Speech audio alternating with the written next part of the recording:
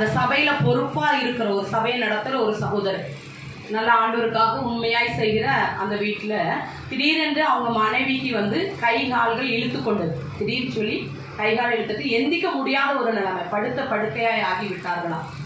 அப்போது நிறைய பேர் ஜோமனை வந்திருக்கிறாங்க. ஜோமனாலும் ஒரு மாற்றத்தை அவங்க பார்க்க முடியல. நாட்கள் கடந்தது.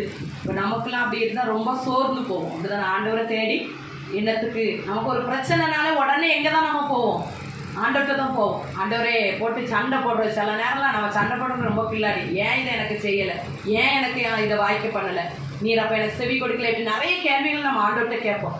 அப்போது ஒரு நாள் ஒரு சகோதரர் வந்து சொன்னாரா, ஜெபித்துட்டு ஆண்டவர் சொன்னார், நீங்கள் என்ன செய்வீங்க, ஞாயிற்றுக்கிழமையில் உங்களுடைய ஆராதனை நடக்கிற அந்த இடத்துக்கு நீங்கள் கூப்பிட்டு போங்க, அங்கே சர்ச்சுக்கு கொண்டு போங்கன்னு சொல்லும்போது அவங்க படுக்கையாக இருந்ததுனால வீட்டிலே இருந்தாங்க.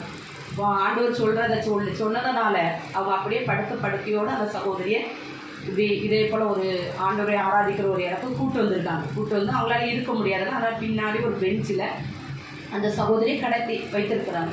இப்போ ஆராதனை நடத்துகிற சகோதரர் நடத்தி கொண்டே இருந்தார். அப்போ அவர் சொன்னாராம், ஆண்டவர் நம்ம கரங்களை உயர்த்தி நம்ம ஆண்டவரை மகிமைப்படுத்த போகிறோம், எல்லாரும் கரங்களை உயர்த்துங்க அப்படின்னு சொன்ன உடனே இந்த அம்மா என்ன செஞ்சிச்சு, உயர்த்த முடியாது. உடனே இது அதை விசுவாசித்து அந்த கரங்களை அப்படியே நீட்டிச்சான் பாருங்க மேலே. உடனே ஒரு விடுதலை, ஒன்றும் செய்யலை. அப்படி ஆண்டவர் சொன்னதை அப்படி அந்த சகோதரர் சொன்னதுக்கு அப்படியே கீழ்ப்படிந்து அப்படி கரங்களை உயர்த்துனா அப்படி கையை உயர்த்த முடிச்சு. உடனே பார்த்தாங்க, எழும்புனாங்க, பார்த்தா எல்லாமே செய்ய முடிச்சு. ஹல்லேலூயா! அந்த இடத்துல ஆண்டவர் ஒரு விடுதலையை கொடுத்தார். ஹல்லேலூயா!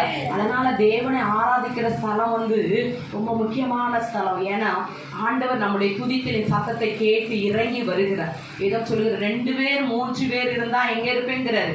ஒருமனப்பட்டு இருக்கும்போது நாங்கள் வந்துட்டேங்கிறார். ஒருவேளை எல்லாரும் ஒருமனப்படட்டாலும் 2 பேர் நம்ம ஒருமனப்பட்டிருந்தாலும் அவர் என்ன செஞ்சிட்டாரு, அங்கே வந்துட்டேன்னு சொல்றாரு. அப்போ வந்துட்டாலும் என்னதுதான், அற்புதம் தான். அவர் அற்புதங்களை செய்கிற தேவன். வேதம் சொல்ற அவர் நன்மை செய்கிறவராய் சுற்றி திரிந்தார். அப்போ அவரிடத்துல ஒரு காரியம் உண்டு, அவர் நன்மை செய்கிற ஆண்டவர். ஹல்லேலூயா!